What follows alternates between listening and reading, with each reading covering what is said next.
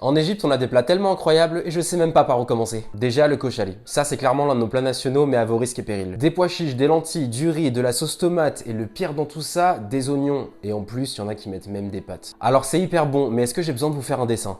Et j'ai envie de vous dire, ça ressemble à l'humour des Égyptiens, il y a toujours des refs au paix ou aux mauvaises odeurs. Si tu t'intéresses à l'Égypte de près ou bien que tu es d'origine égyptienne, je t'invite à t'abonner, beaucoup de vidéos arrivent. Ensuite, l'un des plus gros bangers de tout l'Égypte est le molokhia. Ça, typiquement, quand j'étais petit, je trouvais que ça avait l'air dégueulasse, mais en grandissant, j'ai commencé à goûter, mais c'est incroyable. La phrase qui dit qu'il faut pas se fier aux apparences, et bah là, elle prend tout son sens. C'est un plat à base de plantes et de verdure, mais ce qui fait vraiment son succès, c'est les épices. Le prochain, c'est clairement l'un de mes plats préférés, et vous me direz en commentaire si vous avez testé. Et le wara el ainab. Alors celui-là en français, on l'appelle tout simplement feuille de vigne. Comme son nom l'indique, c'est ni plus ni moins que des feuilles de vigne avec du riz épicé à l'intérieur. L'avantage de ce plat, c'est qu'il vous propose deux goûts, quand vous venez de le faire et aussi quand il a passé 2 jours dans votre frigo. Ce qu'on fait beaucoup chez nous, c'est que le lendemain, on le reprend et on le met sur le grill et ça fait un truc croustillant, c'est tellement bon.